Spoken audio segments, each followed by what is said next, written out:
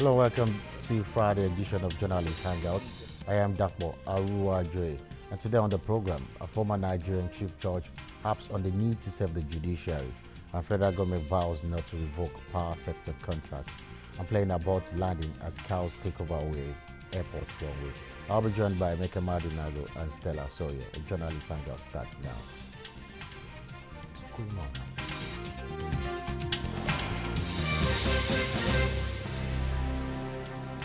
Amidst commendations following years of meritorious service, a Chief Judge of Nigeria, Justice Mahmoud Mohammed bows out. He served 2-year tenure as the judicial boss. During the valedictory court session in his honor at the Supreme Court, he urged the need to save the judiciary from assaults on its integrity. Mahmoud joined the bar and the bench to join forces to keep corruption out of the system.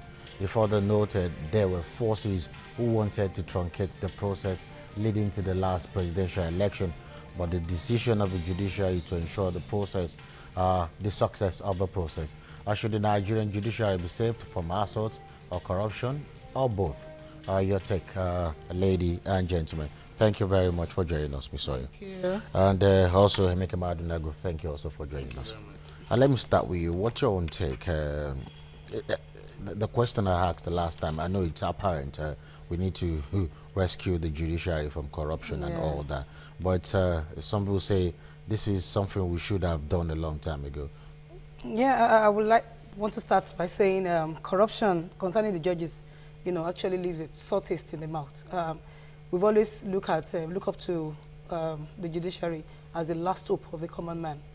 And if we look at judges as sitting on the throne, and if the throne is rusting, what hope for people who really don't have the money?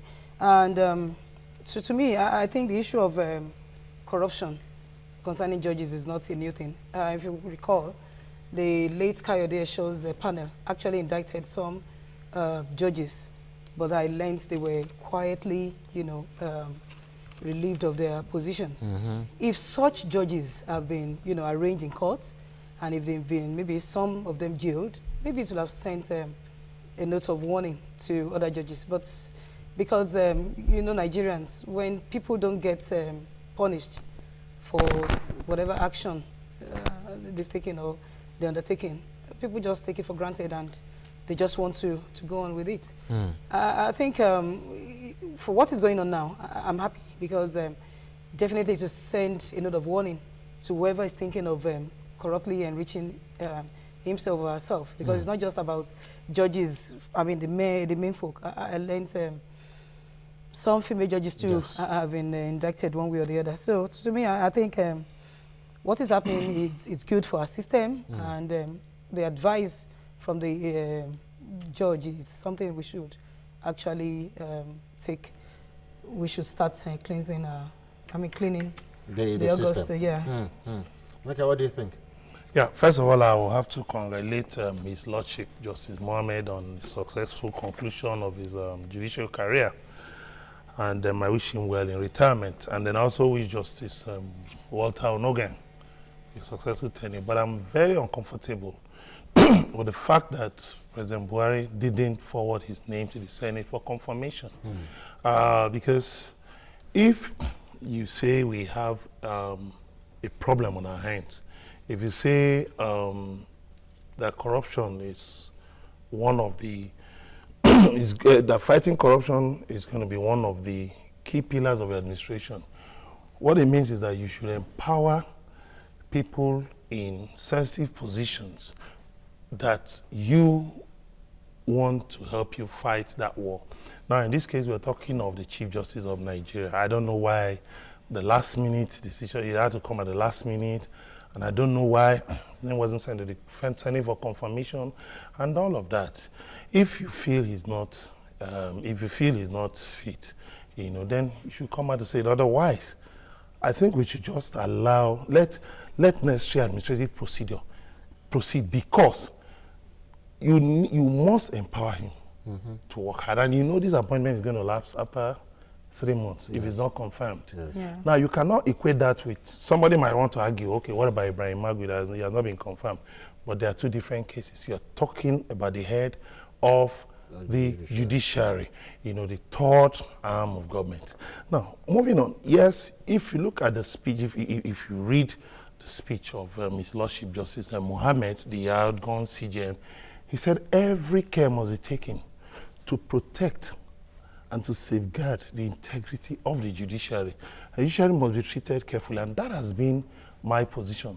Yes, you want to fight corruption in the judiciary, but you must not take a kind of approach that can crash the entire judiciary. Why? Because, you see, the court is believed to be the last hope of the common man.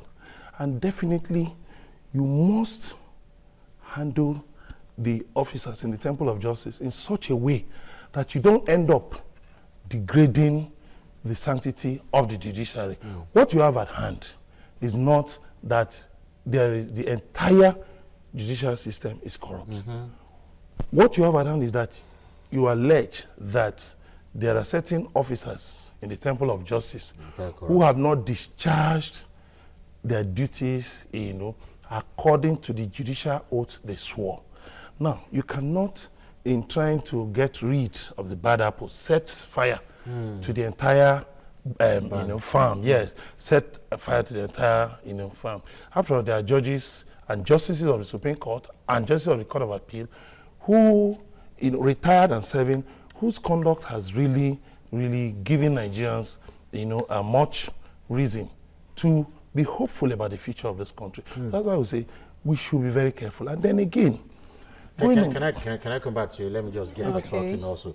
What do you think? Because the picture Emeka is painting is out of these allegedly corrupt system, you have the people that can even cleanse the system. Or what do you think? Do we really have people who can cleanse the system? Because, I mean, we're looking at the executive, calling the shots, but not, what can they do? Because if they had to arraign people, it still has to go to the court. And it is those who are running the affairs of our judicial system that are being called to question. So I think it's really a thing to worry about. And that's why I think the retired justice is really concerned about what becomes of the system. And its call should not be taken with a kid's glove. I think it's something that's really needs to be worked on. And you recall that the issue of corruption in the system, in the judicial system, is not a new thing. But it became more pronounced, in 1999 when we started this, going to the tribunal, the election tribunal. And it's so painful that senior members of the bar, too, have also been alleged or indicted that they also, act as I wouldn't use the word intermediary, but they also, connect. Yeah, they also connect judges with clients to enrich themselves. I think this had been there for quite a while. The corruption in the system had been there. So calling the system to actually look inward and revoke or reorganize itself, I think is a right step in the right direction. And I want to support the retired justice. Okay, because you mentioned tribunal since the beginning. Yeah. Since 1999, we've been having cases of judges being indicted. Alleged. Yes. Because it could have been preventable if elections are held the way it should, and you see the outcome of the election. But whereby you see that every time people just wait around the corner and say, don't worry, we'll just go to the tribunal, let them do whatever they need to do now. But what has actually come out of such tribunals? Have we really had, any concrete, except maybe one or two, that maybe justice were revoked and people were actually happy with the way the event turned out? I think most times those who go to tribunals just want, those who lost out, and go to the election tribunal, just do it for formality's sake, so that people will not see them as just letting go. Our system, but in the process, you still find money changed hands. That's why I said some senior members of the bar, also need to be I don't know if it's talked to or to be arraigned in court, because we have so many cases of, people who had come out to say we actually gave money to this lawyer to help discuss it, and we've been having cases of judges, receiving personal phone calls, from the plaintiff of those who needed them. So it's a chain that actually needs to be worked on. Mecca, what do you think? Because when you get to hear stories like, I gave the judge money because I just wanted to contribute towards the burial of the parents. You see, this relationship nowadays, it's worrisome. What do you think? I think there were two things that were missing in the speech of the outgone CGN. One, the issue of collaboration between the executive, legislature, and judiciary on, strengthening the laws, strengthening, even in future constitutional reviews, ensuring that there are laws that actually specify what corruption really is and specify penalties for some of those things. That is one. Secondly, we may need to also look at how to insulate judges from temptation, from easy temptation. How do we do that? In terms of maybe remuneration, in terms of how they should be classified, in terms of certain things, about the judges. Okay, we'll talk more about that remuneration, but we need to go on a short break. When we come back, I'll continue with you, okay? Stay with us, please.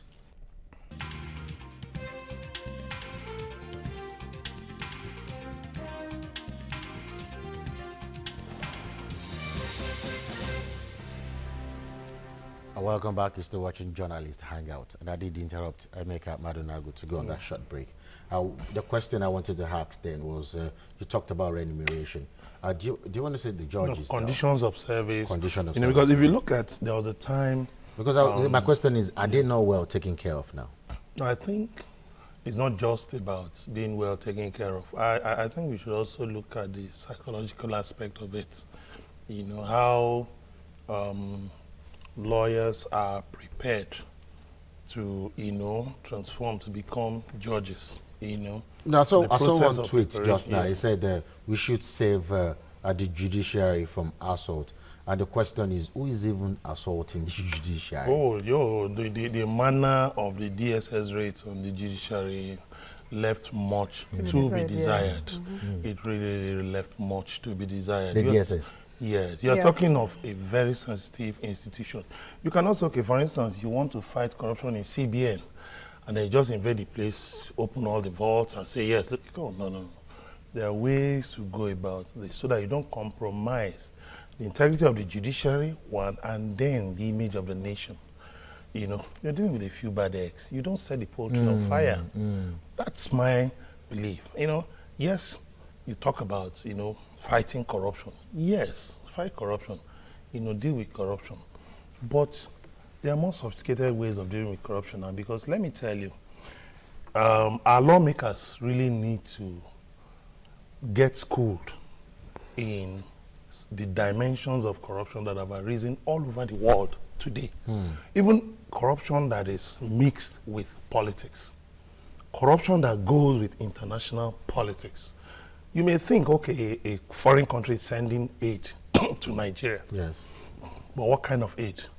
To what intent? For what purposes? By the time you begin to investigate certain things, you will find out that there is more. There's a lot.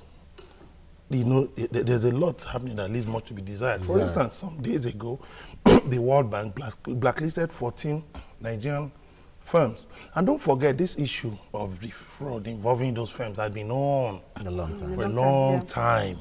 So we need to look at a lot of things. A lot. Whereby people can just easily get access to a judge and try to, try to compromise judge. Now, this is not trying to excuse judges who allow themselves to be compromised, because no matter the quantity, or no matter the level of remuneration, or care, or favorable conditions of service, there are certain people who still allow themselves to be Compromised, compromised. Okay. What do you think? Because there are two things it talked about there.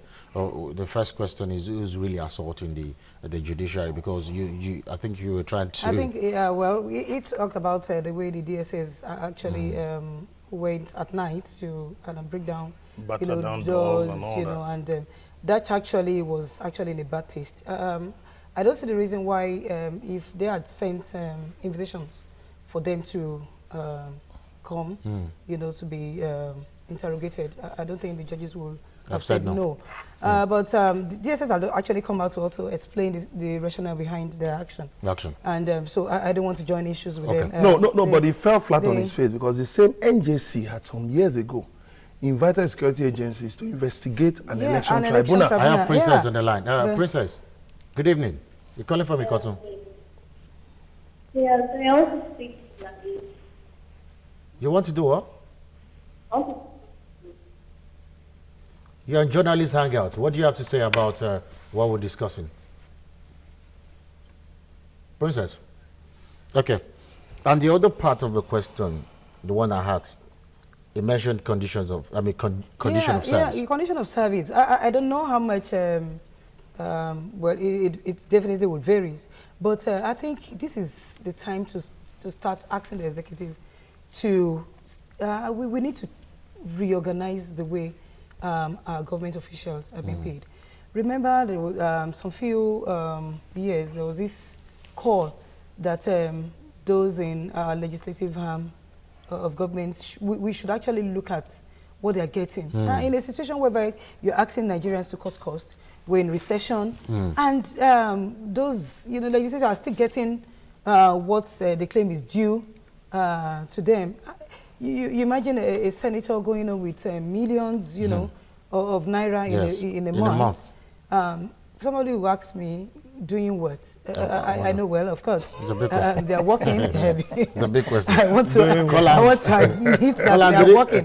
But these can are I quickly people, say Kola? yeah, okay. Kola is calling from Ekiti. Good evening, Kola. Hello, Kola. Good evening. Good evening. Yeah, good evening, sir. I want to make some contribution in your discussion. Okay, sir. Doctor, I want you to lecture Emeka. Tell Emeka that the FBI in America, they can go to any suspect. They can go to the house of any suspect at any time of the day. Okay. And batter down doors. In the afternoon, it could be in the night. They can go to at any time of the day to search for somebody. And we are told that this DSS, they obtain a warrant of arrest to arrest these people. Produce them. I don't know, Emeka, anything that contains Buhari is always very tribalistic. he does not always say the truth. Whatever Buhari does, whether it is positive, Emeka will say that it is Kola, that should be Emeka's submission. Was it Buhari that attacked, that invaded the judges' quarters? All right, thank you so much, Kola, because you came to us with your own submission. That's Emeka's take. No, but was it Buhari that? I think what has it got to do with Buhari? We're talking about the nation. What Emeka is actually saying is the DSS action. It's an independent it's as if organization. What has it got to do with Buhari? That the judges come to be interrogated and they said no. That action to me is actually taking it really, really too, high. And like I said, I don't want to join issues because, they've taken DSS to court on this issue, so I wouldn't want to talk about it.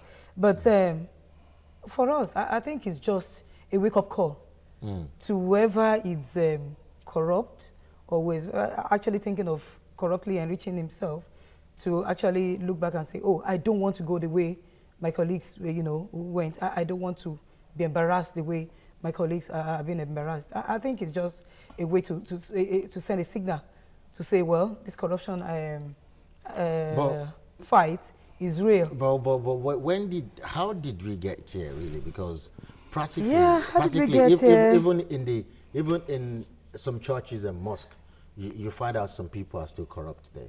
How did we get there? We've lost our morals. I think It's it's just For it's even just a system. judge is like a A mini god. mini god. I mean, he's sitting on a throne. It's not about. I mean, you're there. I mean, people see you as the god because Yes, the you last- have the hope. you have the life, and I mean, you have someone's life. I mean, You know, and death on this in your program, hands. someone said, since we've discovered that some of these judges are corrupt, we need to go back to those that are on death row and review their cases. Yeah, okay. Once more, because most of them that are found themselves, we're not even sure. I mean, okay. Maybe they've even found it. Well, that's taking it. Well, That's taking it too far. That's taking it too far. That's speculative, you know. But basically, Before to you me, go on, can I yes. quickly take Chooks and I'll let you continue. Chooks is calling from Lagos. Good evening, Chooks. Oh, we lost that. What do you think? Because No, what I think is this. You see, we need to begin to take things about our country more seriously. We need, you know, to begin to internalize the fact that in whatever positions we find ourselves, we need to earn the trust that comes with such positions. But it seems that people don't care anymore. Emeka. Yeah, It but looks people no, but don't we care at cannot. all. That's why I said you cannot say because you found some bad eggs, you burn the whole poultry. Work must still, a lot of work still needs to be done to reorientate Nigerians. Ibrahim Castina. Good evening, Ibrahim. Good evening, Dr. Yeah. Good evening, sir. Elijah Ibrahim is my name. Good evening. You see, there's one thing. In a state of lawlessness, it is unlawful for you to be law-abiding. You heard me? Okay, In a explain. state of lawlessness, it's unlawful for you to be law-abiding. Okay. If the DSS had not taken the steps they took, there's no how they would have gotten the amount of money they got with these people in their entire life. What did they do for them to earn this kind of money that the DSS saw in their offers? If they didn't go through that, how would they have gotten this?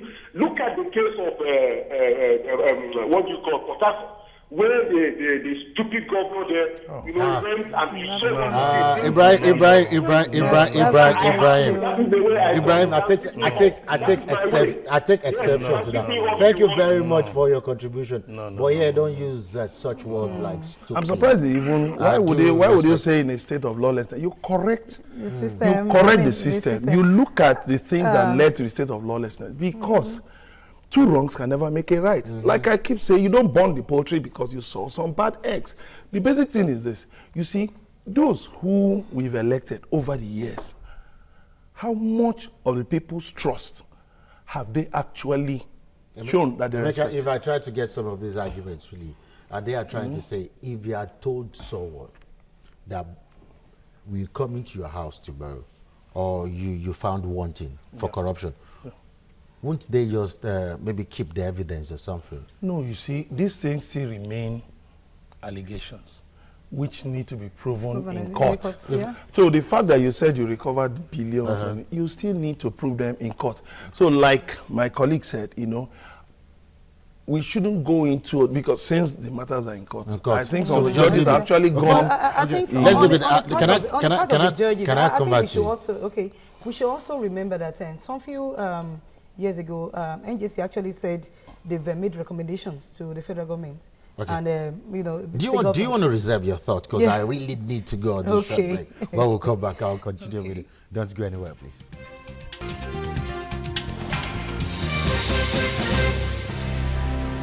Welcome back, still journalist hangout, and this time around I did interrupt Stella Sawyer, and I'll let you conclude as we I just wanted to recall the I think some few years back I know CJN actually recommended some sanctions, you know, against some judges who were alleged to have corruptly enriched themselves, and nothing came out of it. And if you also recall that there's a female judge that was also silently investigated. She was indicted, but I think all what she got was the fact that she will not get promoted, and until she leaves. A slap on the wrist. You know, that shouldn't happen. I think it's because things like that happen when people who have been alleged to commit a crime just go, you know, scot-free. And people just feel, well, if somebody can go through that, I too can actually do whatever the person had Maybe done. that's why they dip this position this time around to catch them. I'm not. red-handed. Allegedly. I'm just saying. Allegedly I'm just catch saying. them. Yeah, we wait for the court cases.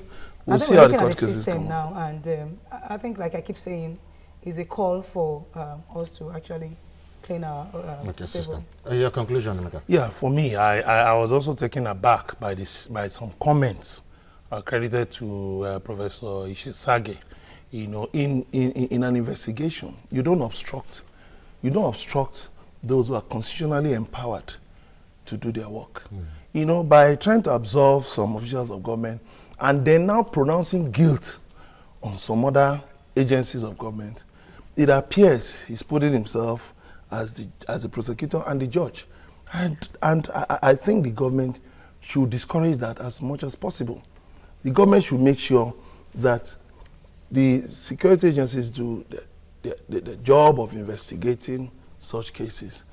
And then people should not come up to begin to, you know, make certain declarative comments as if, I think, you know, to me, it's just you're the court. It's his opinion. I don't think he's speaking for anybody. I think, like every Nigerian, he has a right. No, but there's a committee he's right heading that he claims is fighting corruption on behalf of the federal government. All those extra, unconstitutional bodies should not even be allowed. He's also in the system. So you remember, he's also a son. So I think we no, should. but we have the EFCC, we have the ICPC doing their job already. So we don't need some other extra constitutional outfits. Okay. All right then. The Minister of Power, Works and Housing, Mr. Babatunde Fashola, has assured power sector investors that the federal government will not reverse the privatization exercise. Fashola pointed out that as a result of the privatization exercise, households and firms that consume electricity should always hold discos in their respective locations, responsible for blackouts they experience in their areas. He, however, noted that if revisiting means cancelling it, then he is not in support. He said we should hold our discos responsible. Yeah. I'm actually in support of what the Minister of Power just said, because to me it's a laughable, you know, situation if we at this time start calling for a revocation of the license. You know, I think it does not make any sense. For now, we should start all over again. We should actually be thinking of moving on. And if we start calling for a revocation of such license, what signal are we sending to our foreign investors? Now, the mantra is, you know, asking foreigners to come and invest in our country. So if we keep revoking, you know, licenses, so what signal are we telling them? That it's not stable. That we're not a serious government to do business with. And that is not what we need now. And I want to totally support the Minister of Power that for now we shouldn't even be thinking of revoking any license, but to encourage the discos and the gencos to actually, you know, carry out the assignment. So you're saying the initial privatization exercise we should be seeing the outcome by now. We're actually seeing the outcome because, I mean, for quite a while, I mean, until recently, I've been singing in my area that power situation had actually improved. Until maybe 2-3 days back, you know, I've been singing, you know, that power situation had improved. And I know the megawatts actually, you know, increased for, you know, a little while. But to me, it's not just about revocation of license. It's about making sure that those who are in charge of making our power sector, you know, work, should be up and doing. But the discos will come with their own stories. They have their challenges. They have their stories. Now also is the time to actually sit them down and let us discuss what these challenges are and help them, you know, overcome these challenges. Yeah. Okay, what do you think? No, I think Fashola was trying to be politically correct, just trying to please his audience, you know, because the issue is this: how many electricity consumers have been metered? What has changed between then and now? How many more meters have been distributed? The issue of a fixed charge. But it's still the fault. The issue of arbitrary charges. Still the fault of the discos. Yeah, fine. The same discos is said we should hold responsible. Now you hold the discos responsible, they will bring up a plethora of excuses. Let me tell you something. You see, people should not see the Nigerian economy as a casino economy where they can just come in because they have money, they just throw it on the table, and they can do what they like. We must strengthen the rules. Rules guiding investment in this country must be strengthened so that the Nigerian people get value for money. For money. Can I quickly take Kelvin and I'll come back to you? He's calling from Kaduna. Good evening, Kelvin. Good evening, Dr. Good evening, sir. Oh, that's painful. Sorry about that, Kelvin. Yeah. I'll give you an example. You know, I'm sure you must have heard about the embarrassing spectacle that people living in a section of Ogun State between Magboro and Mowe for 10 years have not got power supply. Yeah, I think you call it, when they call Ibadan Disco, you know, they give one set of excuses. They've written several letters to Fashola. They've written several letters to the federal government, and nothing has been done about it. Ibadan Disco tells you that the NIPP says they don't have money. Federal government says they don't have money to run supply from Giwa Okearu, where there's an NIPP plant. And now, you're telling Nigerians that, are you not telling Nigerians that the disco in that area is performing very well? So who between the government and the disco is to be held responsible? I don't know. When they say hold your disco responsible, how? But we hold them by the collar. Are the discos, or do we sue them? We take them to court? No, I think. Can't we take these people to court? Are they totally in control? Are the Gencos and discos now totally in control of the power sector in this country? Still from Kaduna, I have Yisa. Good evening, Yisa. Good evening. Good evening. Good evening. You're welcome. Good evening, sir. Yeah, good evening. I think the issue of privatization, there's no sincerity in the whole arrangement. Fine. Okay. There is not, actually, nothing has changed. Oh, the line is not too good tonight. Okay. So what I'm talking about is this. Like you said, I'm not calling for a total revocation, but it needs to be reviewed. And then we need to again... Can you explain? Okay. Clarify. Good. Now, areas that don't have supply, can the government give the disco 6 months to ensure that those areas get supply, get transformers, get wires, get poles? Like this area I talked about. But it used to be the people that used to buy transformers. But Fashola was the one who said recently, which is not supposed to be. Fashola said recently that people should stop buying transformers. Yeah. So when you say people should stop buying transformers, please, Mr. Minister, provide these transformers. Let these people enjoy power supply. Don't go because you want to please one foreign audience, begin to say nice things, whereas the people back home are groaning in pain. You've heard stories about some places in Ekiti, no power for years, Delta State, so many parts of this country that are still in darkness. So what is going on? Why all this politics? But do we go to the federal government straight if we don't have light in a section of Lagos? No, fine. You go to you can call it Ibadan Disco.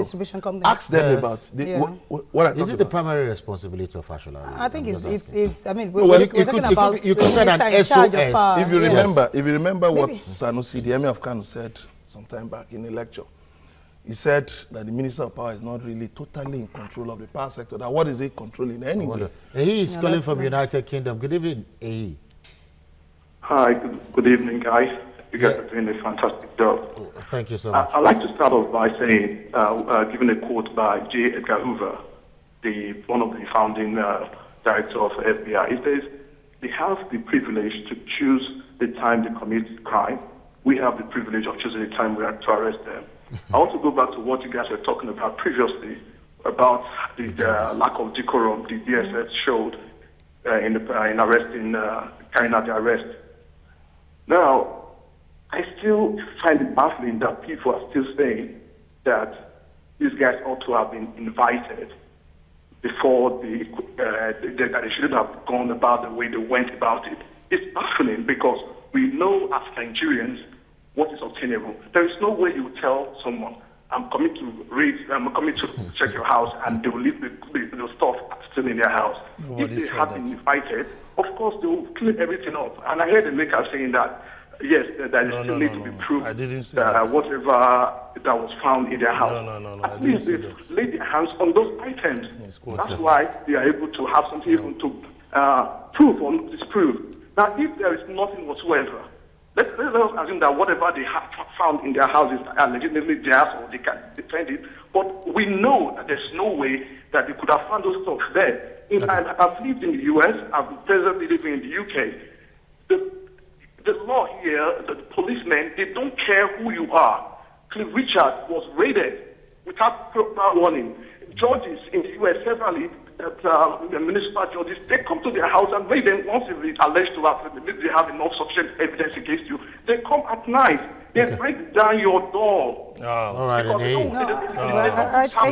Thank you. Thank you so much for your call. Takes us to this short break. When we'll come back, we will continue.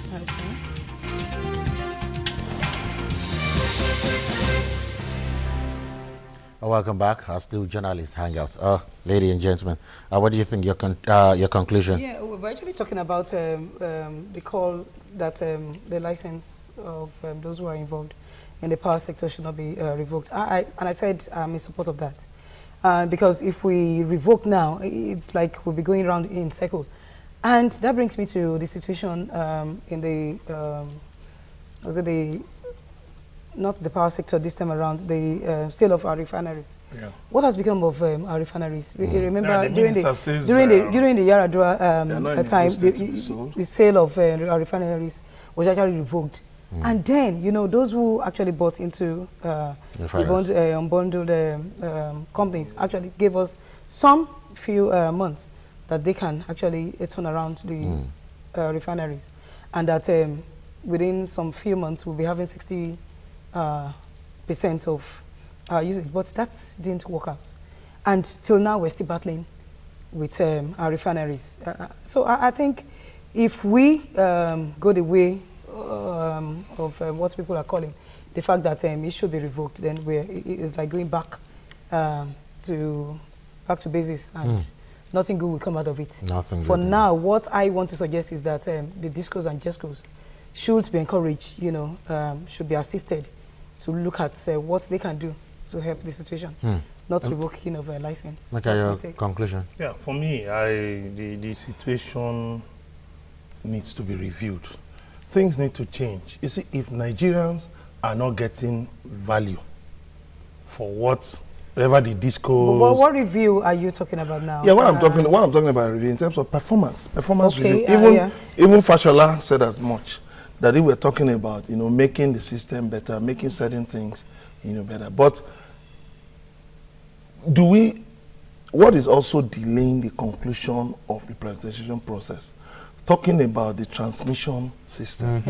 Why is that still in the hands of the government? Because Fashola says that we can generate up to 12,000, which is true. But how much of this can be evacuated over the transmission system? And how much of this can the discos reasonably, you know, distribute? So we have to look at all those knotty issues. And then we must put an end to this problem of power supply. And then we need to reach out to those areas that are not enjoying power supply. 10 years without power supply is embarrassing. It's ridiculous.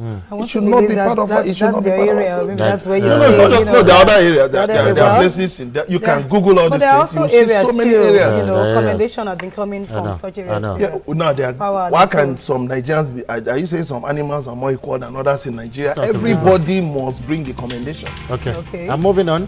Just yesterday on this program, we talked about the rejection of the grazing reserve bill by the House of Senate on the basis that only states have powers to legislate on grazing matters. A tragedy was averted when a fully loaded plane of Air Peace had to abort landing at Sam Bakwe Airport, Owerri. This was just when the pilot discovered that the runway had been invaded by cows. A witness explained that the pilot was forced to hover around the airport until the runway was cleared by the airport security. A report says this wasn't the first time a major airport runway was invaded by cows. The Port Harcourt International Airport runway was some time ago invaded by cows, and an approaching Air France plane collided with some of these cows. Shouldn't this grazing reserve bill be considered for the safety of lives and property? Cows are basically everywhere. Everywhere. You know, I mean, on your WhatsApp phone, pages, you keep seeing pictures of cattle, Cows you know, in the right in the middle middle of of the Abuja. road, Yes. in Abuja, In the heart of in the heart of I thought they Abuja. banned that Right? now. No, The minister said they're still there. We're talking about Abuja. I mean, okay, this is a runway, for God's sake. We're talking about lives. You know, God forbid, if that pilot had intended to actually land, you know what will have happened? No. We're talking about crashes. For a long time now, we've not had plane crash. We don't pray Now, for what that. if And, even the aircraft didn't have enough fuel? fuel. What if, I mean, What if so it was I not think strong enough it's to an move unfortunate, around? It's an unfortunate scenario. It's something that you don't even want to think about how much more, you know, come out on here to say this is what happened. What signal are we actually sending to the international community? So how much are the cows that we have to sacrifice the lives of people? We're just a country that don't even care about our infrastructures. So what happened to the security of our land? I mean, the fencing of the airport. I was wondering how Because how the cows got how did they to get into That's the where you runway? have stowaways just like You know, that. yeah. And so to me, I think it is though it's laughable, but it calls for serious concern. I think our authority, our aviation authority, would really need to come out and say this is what they're doing to help save, you know, lives. The lives of people. Because I mean, thank God for aviation, the pilot, and the fact that he has enough fuel to divert, you know, to overrun before, and so the cows were actually cleared away. But what to me, I loved over the issue, you know, when I heard it, and to me, I'm just like, is this what we need at this period? And then we have a federal legislator, you know, saying they don't want to discuss such bills. No, until when a disaster happens. We don't pray for such disaster, but I mean, maybe leaving it to the state government to actually. Yeah, no, actually, yes, the state. I think the Senate was in order. By saying yes, in terms of it's a residual who has bill. power over issues of land in the state. It's very clear. But the other side of it is this: President Buhari has said, okay, that fine, government will go beyond the concessioning or privatization of 4 airports to concession of all the airports. I think some of these things need to be in the hands of the private sector, because we've seen the tardiness in the public service. Are you telling me that the perimeter fencing of the airport was breached? Because I wonder. If you go into past budgets, I didn't have time to go through, you know, past budget. I'd wanted to do that to find out how much was budgeted for the fencing of airports in Nigeria, and for that particular airport. Now, are we saying that the airport has no fence, or that the perimeter fencing has been breached such that cows could come from so far? Look at how far. You know what that also shows is that no security. The runway must have been overgrown by grasses. By grasses. For For them so to that actually means come into yes, maybe they might eat go on the wrong way. where graze. So or maybe they actually encourage them to come and graze. And just help them to cut the grass. You know, giving so who is contract. being held So responsible somebody for that? Somebody had to. Nobody has been held responsible. That's a security breach. Yeah, It's a huge security breach, and what it shows is this. You see, when the debate over the sale of national assets was raging, I said, look, there are certain assets that we cannot continue to hang on the shoulders of the federal government. There's so much. The issue There's so much, you know, governments in the hands of the federal government. Governments just You know? are not good when it comes to business. I think. Well, And the you state- talked about the powers of the state, talking about the state grazing. government, Let's take a cue from Ayodele Fayose, Ekiti. I think that was one of the states now that have taken. I don't. And then you now have A cooperation. rapid- You now have a cooperation. rapid You now have step, cooperation yeah. Between the state government Mietiala, the and cattle Yeah. bearers. So cattle can, you know, cows cannot just move about anyhow. There must be law and order in this country. Can I? Musa is calling from Niger. Good evening, Musa. Good evening, sir. Good evening, sir. Yes, sir.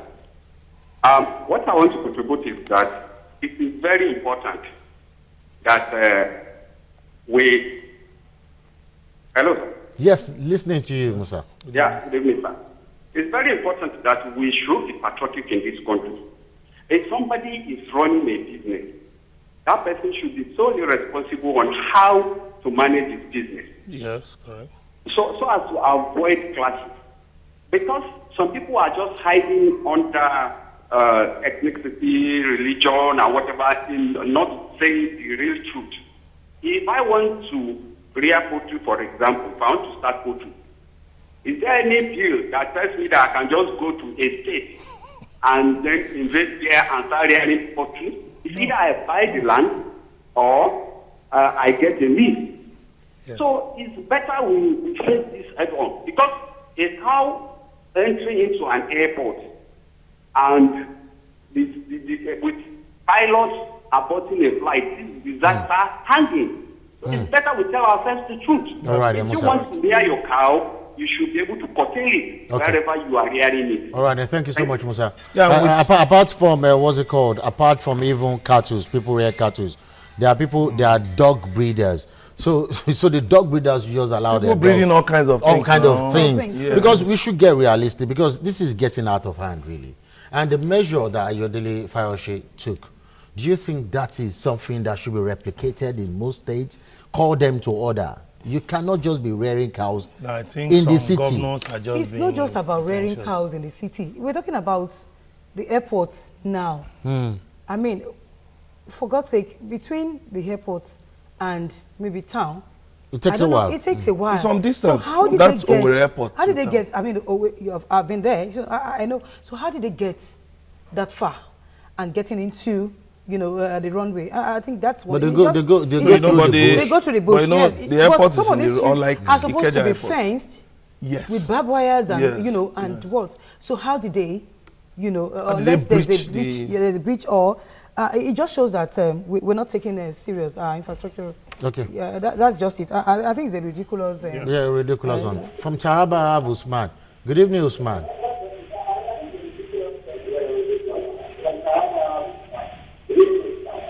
It's like his TV is on. The TV is on, Usman. It's reverberating. Just keep on talking whenever you hear my voice. We're waiting for you. All right, then next time when you call, just mute your volume. Your final I'm in line with the what the caller from Niger said. Animal husbandry is not government's. Should not be government's concern. There are so many things. There are so many things that should occupy the attention of the government. Why should there be any debate about grazing? Okay, what about the people who sell plastics? What about the people who sell food? So what about people who clear refuse? People who do other things. Who is going to prepare a special bill for them? Animal husbandry is a private business. Do it privately. You know, each state should prescribe laws. And again, there's a big question. Someone asks, do they even pay tax for us to even go through all this? Your conclusion. I think my take is between yesterday and today, I think heads should have been rolling. Yes. Those the aviation authority should have been calling for investigation into what really happened, and to make sure that such things people should be held responsible. People need to be, you know, because airports, there's an airport police command. Yes. So what were they doing? How come they were caught snapping? What are they doing? It's unfortunate. Stella Sawyer, thank you very much for joining us. Emeka Madunago. Thank you very much. Thank you. Always. Also. And that's all on Journalist Hangout today. Join us next week for another episode or different other episodes of the program. You can also watch our Journalist Hangout on YouTube at youtube.com/TVC News Nigeria. Our feedback channel is our Journalist Hangout at tvcnews.tv. I am Dapo Aruwajoy. Bye for now. God bless Nigeria.